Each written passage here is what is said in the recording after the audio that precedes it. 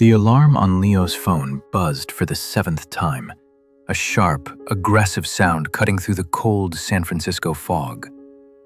He reached out, his hand trembling as he gripped his 3rd cup of black coffee, the steam blurring his tired eyes. On the desk, his laptop screen flickered, casting a ghostly blue light that mirrored the hollow exhaustion deep within his soul. The city outside was screaming for more, but inside, Leo was finally starting to break. Outside his window, the city was a blur of relentless motion.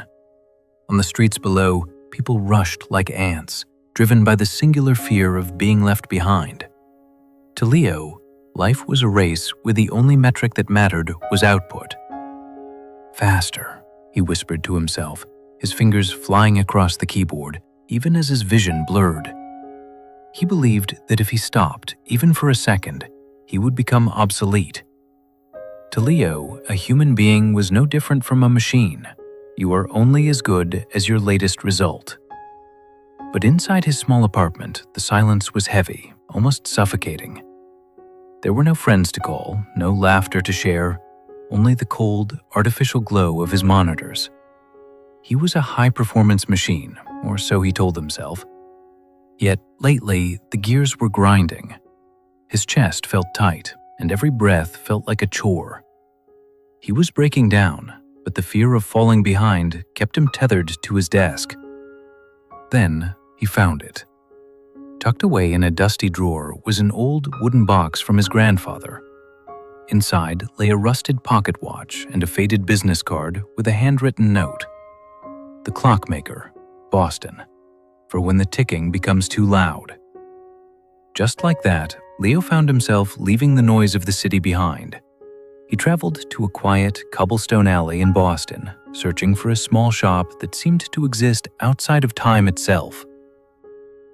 Leo stepped into the shop, and the bell above the door jingled softly, a sharp contrast to the roar of the city he had just left. The air was thick with the scent of old wood and polished brass. Behind a cluttered workbench sat an elderly man, his eyes focused through a magnifying glass. He didn't look at Leo's face. Instead, he watched the way Leo's hands trembled as he gripped his phone.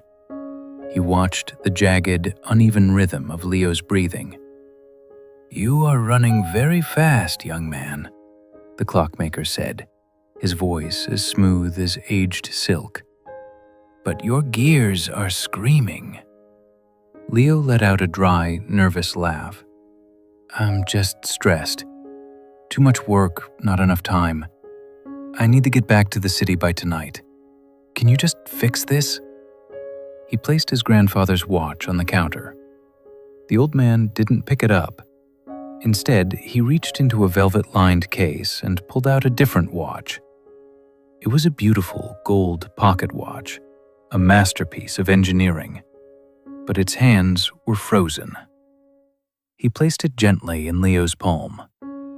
"This watch was made over 100 years ago," the old man whispered. "It was designed to be the most accurate timekeeper in the world. But it stopped. Do you know why?"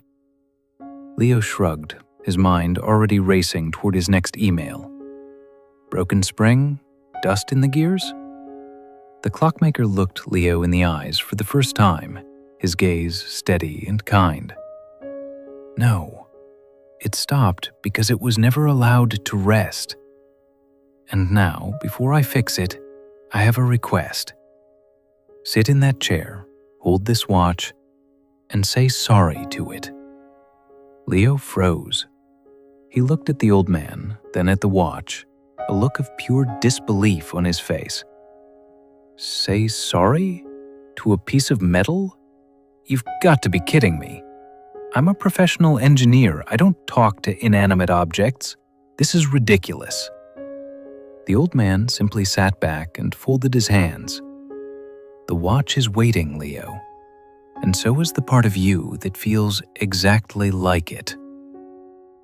Leo stared at the frozen hands of the gold watch. The silence of the shop felt like a heavy blanket, muffling the frantic noise that usually screamed inside his head. He waited for the old man to laugh at his hesitation, but the clockmaker only watched him with a gaze full of patience and quiet understanding. "Look at the mainspring, Leo," the old man said, pointing to a tiny coiled ribbon of steel deep within the mechanism. "Most people think a watch stops because the gears are jammed or the glass is cracked, but often the gears are perfect. The problem is here." He gently touched the spring with a small tool. It was wound too tight for too long. A spring needs tension to provide power, but it also needs moments of release to keep its elasticity. If you never let it loosen, it forgets how to move. It loses its heart. It becomes a piece of dead metal. The old man paused, letting the words sink into the quiet air. Leo looked at his own hands, the same hands that had been typing until they cramped, the same hands that shook as they held the watch. "You have been treating your life like a factory floor," the clockmaker continued softly. "You think your value is only found in how much you produce. But you are not a machine, Leo. If a machine breaks, I can order a new part from a catalog. But when a human breaks, when that internal spring is stretched until it snaps, you lose the light in your eyes. And there is no spare part for that." Leo felt the tightness in his chest begin to ache. It was the pain of a fire that had been burning too hot for too long, fueled by the fire of his own ambition, with no water of peace to cool it down. "I'm just so tired," Leo whispered, his voice cracking. The old man nodded slowly. "I know, and it is okay to feel that way. Being exhausted isn't a sign of weakness. It's a sign that you are alive. You have been suffocating your own spirit, Leo. Fire needs air to breathe, or it goes out.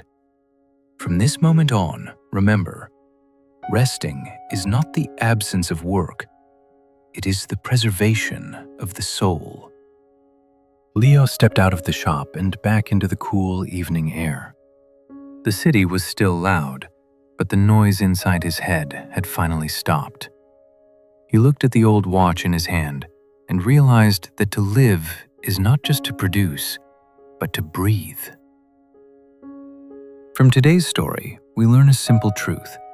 You are not a machine.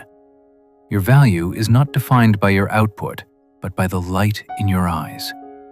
If you keep your spring wound too tight, eventually you will forget how to tick. When was the last time you gave yourself permission to truly rest? Let us know in the comments below. Stay calm and remember to let your soul breathe tonight.